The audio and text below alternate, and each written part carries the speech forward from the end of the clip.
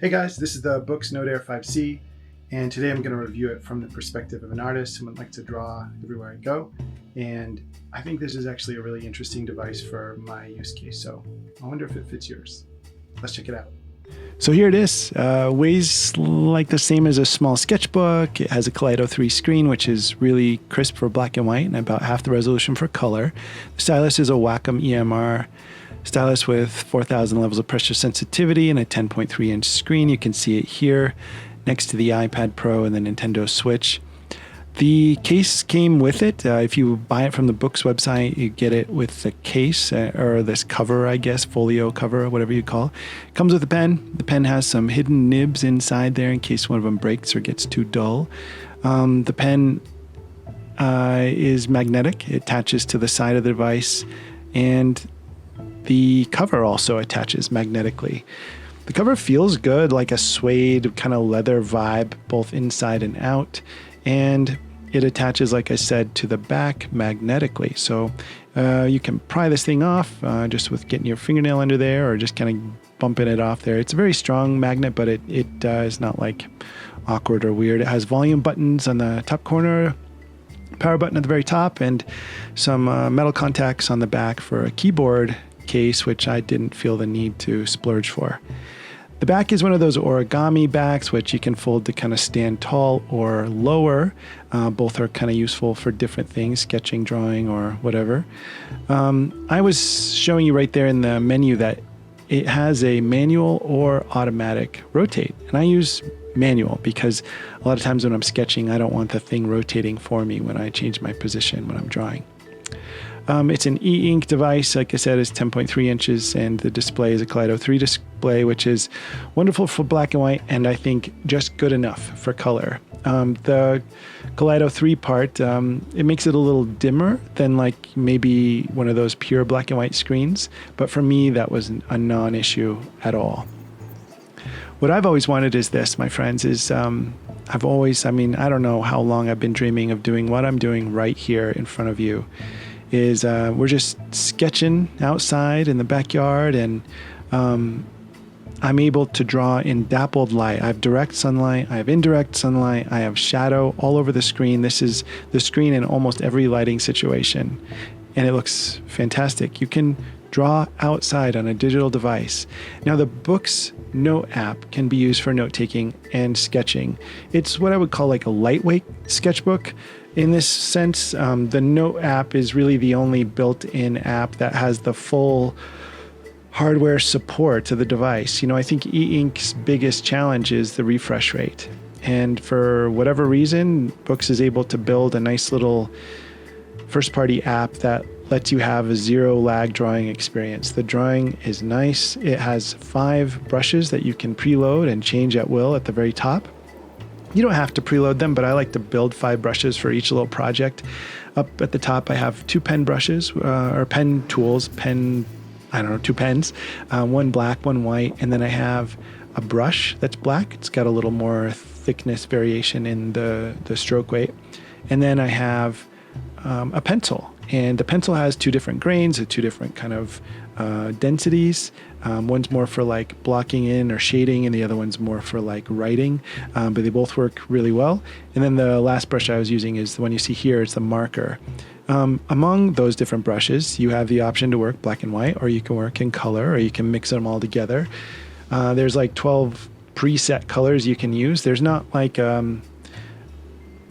color sliders or anything that lets you choose colors beyond that. So you're kind of set up with this limited set of colors. There are layers, there are shapes, there are, different tools that are more akin to what you might find in like an organizational app or something like just for notes, right? But for me as a sketchbook, it's kind of like a sketchbook light, and it does work fantastically. I have created so much art over the last 8 days that we've had this thing. And I've had the comfort of being able to draw that artwork in every environment that I'm in, whether that's work, whether that's a conference, whether that's the comfort of our own home on the couch, as you can see here, whether that's in the backyard or on a hike in the woods. It's just amazing to be able to carry this little thing around that literally the identity of the device is much more like a leather planner or a leather notebook or a leather sketchbook, it doesn't feel like an iPad. It feels more like those analog devices I just mentioned. And so when you pop this thing open, it doesn't feel rude. Like, if there are a lot of situations in which I would feel like I was rude bringing an iPad, like it's not the right place to have a piece of technology. But here you can see, sketching on my couch, you can see the huge variation in value and the tonal buildup that you can get with the pencil tool. It also has tilt calculation, so you can get a broader or narrower stroke based on how you angle the mark as you lay it down on the canvas. The other thing you need to know is as I'm going up to the menu and selecting my colors, you'll see that the colors shift and they sort of, there's like a screen refresh update that happens. And that's an important little quirk of the device, is that you might draw in a value and it looks like it's updating the values and the colors, but until you hit that menu or you hit the screen refresh, which is down at the bottom, that's when you get the full screen refresh. And the reason that they're doing it this way is that if they were doing 100% update of the screen every time you put a stroke down, the refresh rate would just destroy the battery life. It would destroy your ability to draw. It would be so laggy, it would be unusable. So they're trying to find like a software balance that lets you have a good enough experience to see what you're drawing and kind of balance that with what's within the capability of the tool set. So this little Note app is fantastic. You can see that right now I'm testing this feature that was in the first update. This wasn't there when I first got the device, but they've added a pressure sensitivity to the pen tools. So you can set like a really big fat pen with a really, really high pressure sensitivity so that you can get this much more gradual stroke thickness. Here you can see I did a laydown of just masking in with some darker pencil values, and then I'm using the pen to go on top of that and just create more of like a hard edge linear element. I'm trying to just demonstrate some different ways to use the tool. And the reason I'm doing this, you guys, is because while there's some awesome YouTube channels that show all of these devices from the perspective of maybe someone that's just looking for a digital companion device, I am specifically looking for that from the perspective of an artist. I want to know how this thing works from, for someone that draws all the time, really knows how to draw, and drawing is a part of their world and how they think and how they work. So for you guys, if there are any of you out there like me, this is for you. And I wanted to make this review because I didn't see one out there. You can see as I'm working on this, sometimes you can see that auto update of the screen, and you can see it changes a little bit of the value relationships and the color mixing of the different markers. And you can see it kind of like shifts a little when I go up to that menu and click it, and then it kind of, alters things. So there's some quirks, like I said, but it's awesome. The other thing I would note is that because I think each stroke is almost saved like a piece of vector art, each stroke just kind of layers in. If you get to a point where you've done a ton of strokes, really complicated work, I found that it's better to keep creating new notebooks or new files basically, instead of one giant sketchbook, because if you make these big files, it's going to take a long time for it to load and it'll get a little cumbersome. So for me, with the density of line work that I put in each drawing, I usually do 2 or 3 pages before I make a new book or a new sketchbook or a new notebook or whatever. Here's like a little demo using the marker and the brush tool and just showing you how I might lay in some of the values if I was doing a value study out there for like a plein air painting.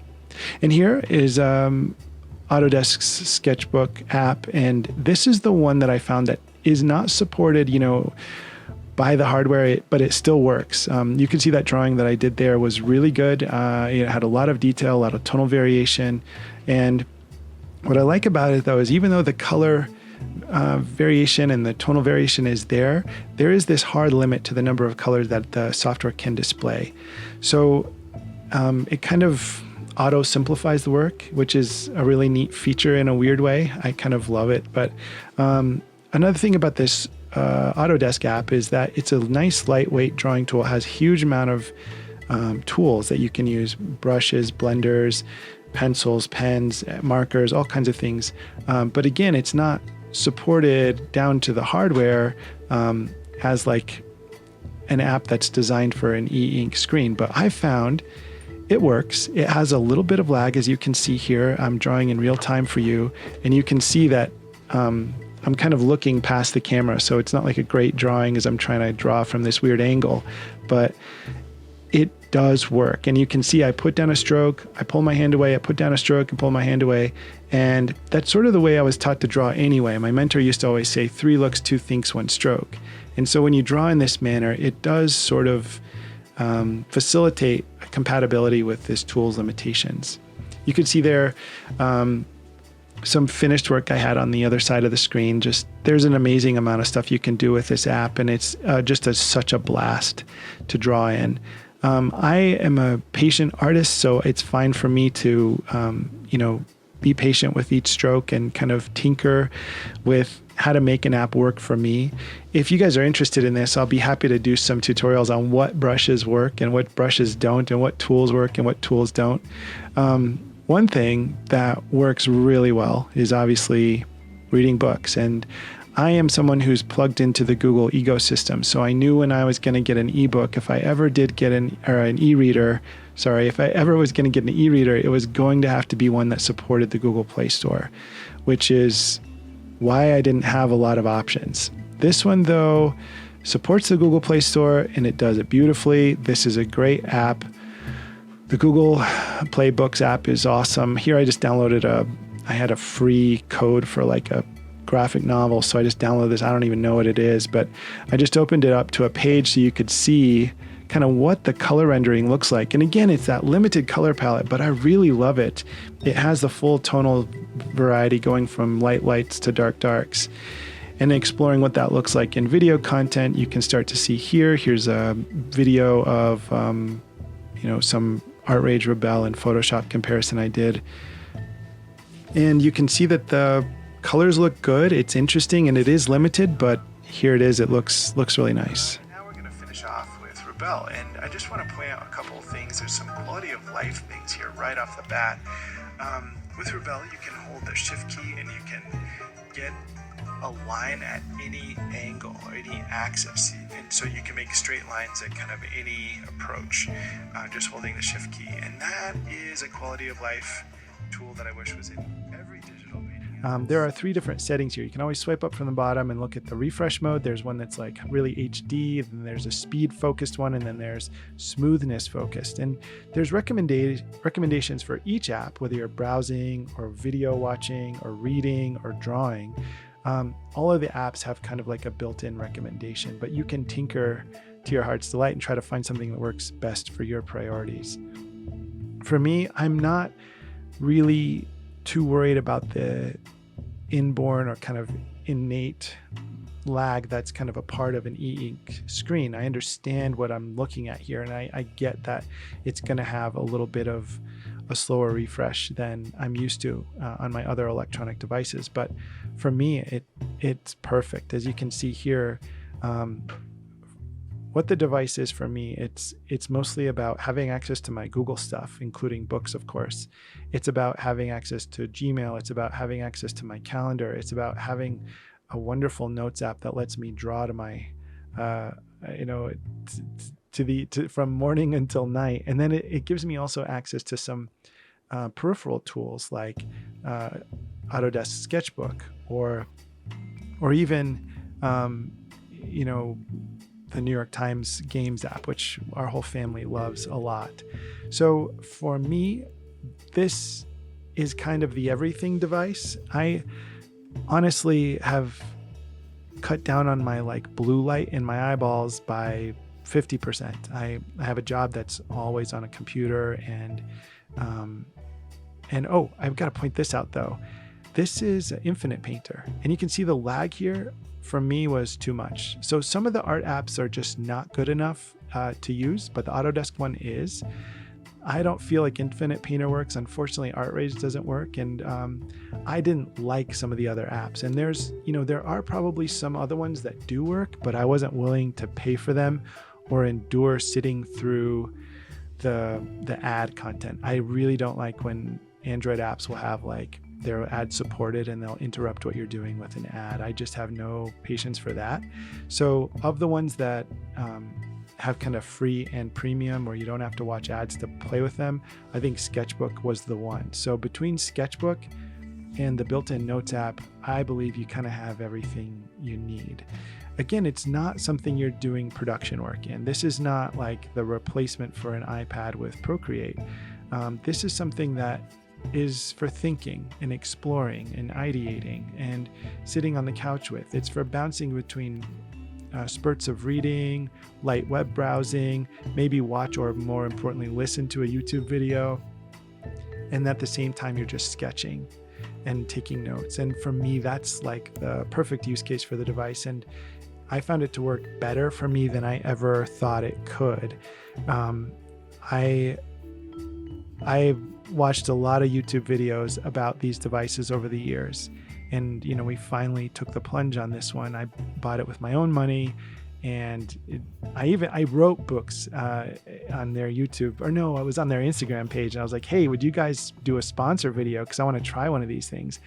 And they never wrote me back. But, I'm sure they get requests all the time. But here's the thing. I just made the plunge myself. So this is not sponsored. This is a very with my own money review. And, you guys, I have a Cintiq.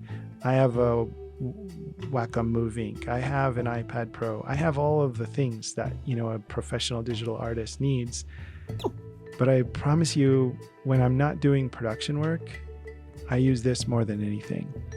And it's because I like to read, I like to research, I like to learn, I like to write, I like to draw, I especially like to draw. And for all of that, it's the best thing I've got. I'm still learning about how it works. Sometimes I use one finger instead of two fingers for the gestures. I'm not totally tuned into the way this whole thing works, but I've had a heck of a lot of fun. And in this last week of using it, it's been always by my side. If you want me to do a deep dive on making art on this thing, let me know. I even forgot to tell you the front light is really, really cool. I love it for reading in bed sometimes. It's got a really bright light if you want it and a really dim light if you want it. And you can change the color temperature to really cold or really warm. I really just feel like someone who is good at tinkering and loves to draw is going to love the heck out of this thing. And that's all I got.